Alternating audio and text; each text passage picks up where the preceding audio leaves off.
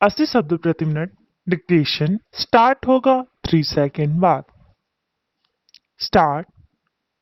सभापति महोदय, मैं रक्षा मंत्रालय की मांगों का समर्थन करने के लिए खड़ा हुआ हूँ। वर्तमान घटनाओं से पता चलता है कि संसार का हर देश अपनी सुरक्षा के बारे में चिंतित है और उसके लिए हर प्रयत्न कर रहा है। इस दृष्टि से अन्य देशों की तरह हमारे देश में भी रक्षा मंत्रालय का महत्व है। मुझे इस बात की खुशी है कि जहां अन्य मंत्रालयों की उनके पिछले साल के कामों के बारे में काफी आलोचना हुई है, वहां इस मंत्रालय की कम आलोचना हुई है। इससे पता चलता है कि इस मंत्रालय ने पिछले साल अच्छा काम किया है। मोटे तौर पर किसी भी देश की सुरक्षा नीति का लक्ष्य यह होता है कि दूसरे देशों, खास तौर से पड़ोसी देशों के साथ मित्रता के संबंध स्थापित हों और हम एक दूसरे के मामलों में हस्तक्षेप न करें, लेकिन उसके साथ यह भी जरूरी होता है कि हम अपने देश की सीमाओं और अखंडता की रक्षा करें। इसलिए हमारे देश का यह कर्तव्य हो जाता है कि हम अपने पड़ोसियों के कार्यों पर पूरी नजर रखें, क्योंकि आज तक हमारे देश पर जो संकट आए वे हमारे पड़ोसियों से आए हैं। 1965 में पाकिस्तान के साथ जो लड़ाई हुई और उसके बाद ताशकंद में जो समझौता हुआ, वह सिर्फ कागज पर ही रहा। पाकिस्तान ने उस पर कोई अमल नहीं किया। इस दृष्टि से बहुत जरूरी है कि हम अपने देश की सुरक्षा हर तरह से व्यवस्था करें। हमारा उद्देश्य दूसरों पर आक्रमण करना नहीं है, लेकिन यदि हम पर कोई आक्रमण करे तो हम में इतनी शक्ति अवश्य होनी चाहिए कि हम उसका डटकर सामना कर सकें। पैरा। आप जानते हैं कि पिछले दिनों पाकिस्तान को अमेरिका और चीन से काफी मदद मिली है। रक्षा मंत्रालय की रिपोर्ट में भी कहा गया है कि पिछले साल अमेरिका ने पाकिस्तान को 1500 करोड़ रुपए की फौजी सहायता दी है। आज जहां हम फौजी सामान के लिए अपने कारखानों की मदद से अपनी शक्ति बढ़ाने का प्रयत्न कर रहे हैं, वहां पाकिस्तान संसार के देशों से फौजी सामान खरीद रहा है। अपनी नीति के कारण वह सब देशों से लाभ उठा रहा है।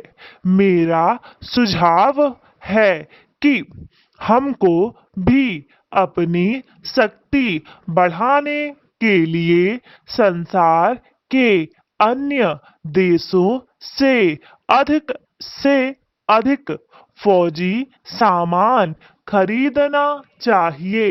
आज तिब्बत की सीमा पर चीन की 1.5 लाख फौज खड़ी है।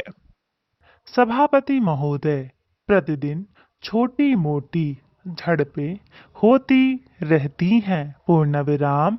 हमारी फौजें बड़े उत्साह से उनके मुकाबले में खड़ी हैं। उनके हौसले बहुत ऊंचे हैं। पूर्ण विराम।